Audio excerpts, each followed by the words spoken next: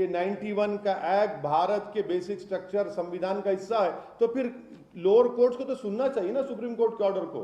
Sir, तो इस फैसले से ये जो आया है उससे एक आम मुसलमान डिसअपॉइंटेड हुआ है, आप डिसअपॉइंटेड हुए हैं? बिल्कुल सेटबैक है, ये सेटबैक है। इससे देश में डिस्टेबलाइजिंग इफेक्ट पैदा हो सकता है, होगा नहीं हो सकता है, क्वेश्चन मार्क।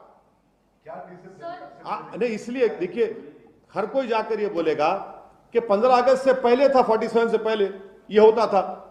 कहां खत्म होगा भाई ये, फिर ये कहां खत्म होगा बताइए। हमने 91 का एक्ट क्यों बनाया था? बनाने का मकसद क्या था कि इस तरह के ये जो चीजें हो रही हैं उसका खात्मा हो जाए, कॉन्फ्लिक्ट जितना खत्म हो जाए। आपने तो अब तो परपेचुअल लिटिगेशन चलता रहेगा।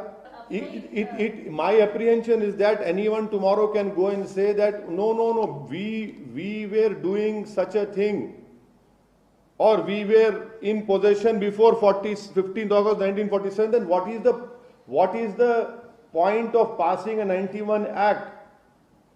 The point was that this act was being passed to ensure that past conflicts should not continue. कब तक मस्जिदों के ऊपर पॉलिटिक्स होती रहेगी इस देश में? अरे भाई, देश जब आप चलाना चाहते हैं तो देश चलेगा इकबाल से, और इकबाल कैसा आएगा? रूल ऑफ लॉ से आएगा।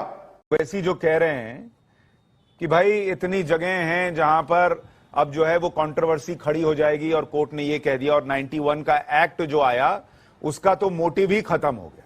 एक तो वो एक्ट लाया ही गड़बड़ गया था, ठीक है, वो एक धर्म को दबाने के लिए लाया गया था। तो उस एक्ट की वजह से एक धर्म अगर ओप्रेस्ड फील करता है, और वो भी 100 करोड़ से ज्यादा लोग ओप्रेस्ड फील करते हैं, तो उस पर तो पहले चर्चा होनी चाहिए। खैर चलिए, अभी है तो है। मैं ये कह रहा हूं, मान लीजिए कि एक कोई शहर हो, एक कोई गांव हो, एक कोई मोहल्ला हो, जहां एक बड़ी भीड़ आए और वो सारे घर लूट ले, कब्जा कर ले, ठीक है, और उसके बाद कोई एक सरकार नियम ले आए कि भाई अब इतने केसेस कौन सुनेगा, सबके घर में घुस घुस के बैठ गए हैं, तो एक काम करो, जो जहां घुस के बैठ गया वो उसी का हो गया, अब इस पर सुनवाई नहीं होगी। और जिसका घर लूट लिया गया वो कहेगी बॉस मुझे कम से कम सुन तो लो, मेरे पास तो सबूत है, कागज है। और आप कहेंगे नहीं, सुनेंगे ही नहीं, अब लुटा गया तो लुटा गया, अब ये यही रहेगा, वरना इतने केस खुल जाएंगे।